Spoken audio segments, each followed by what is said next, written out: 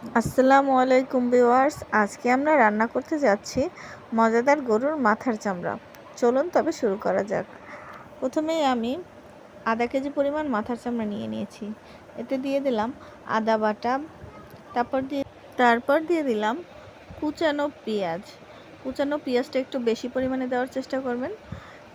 তারপর দিয়ে দিলাম এর মধ্যে মরিচের গুঁড়ো দিয়ে দিলাম এখানে 2 টেবিল চামচের মতো, কারণ আমাদের মরিচে ঝাল কম, এর জন্য আমি একটু বেশি পরিমাণেই মরিচের গুঁড়ো দিয়ে দিলাম।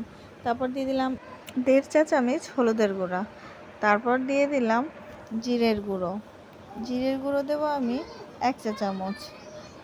এরপর দিয়ে দেব স্বাদ মতো লবণ আমি আমার পরিমাণ মতো দিয়েছি, পরবর্তীতে লাগলে আবার দেওয়া যাবে, সেজন্য লবণ যে যার পরিমাণ মতো দেবেন। লবণ দেওয়ার পর এরপর দিয়ে দেব আমি জিরার গুঁড়ো দিয়ে দিলাম আমি এখানে 1.5 চা চামচ।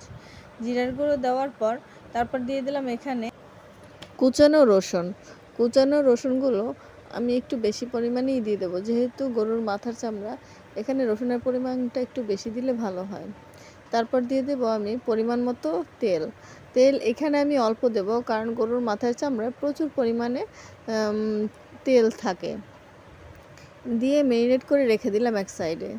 তারপর আমি কড়াইতে আবার অল্প পরিমাণে তেল দিয়ে দেব।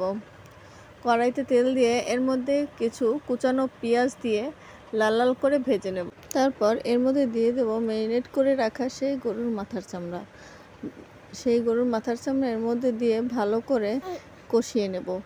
ভালো করে নেড়েচেড়ে কষিয়ে নেওয়ার পর আমি চুলার আঁচটা মিডিয়ামে রেখে ঢাকনা দিয়ে এটাকে ঢেকে রাখব। ভালো করে কষিয়ে নেওয়া হয়ে গেলে এর উপরে তেল ভেসে উঠবে।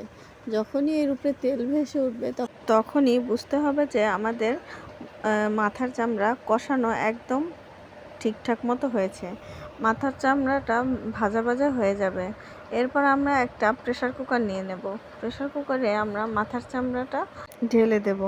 মাথার চামড়াটা সবগুলো ঢালা হয়ে গেলে প্রেসার কুকারে আমি এর মধ্যে দিয়ে দেব লবঙ্গ, এলাচ, দারচিনি এবং তেজপাতা।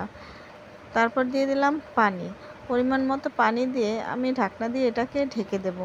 এরপর 3টা সিটি দেওয়া পর্যন্ত ওয়েট করব। 3টা সিটি দেওয়া হয়ে গেলে এরপর এটাকে আবার খুলে তারপর দিয়ে দেব আমি পরিমাণ মতো আলু।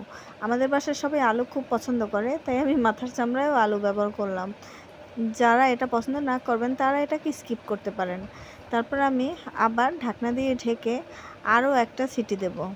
আর একটা সিটি দেওয়ার পর আমার রান্না একদম কমপ্লিট হয়ে গেছে।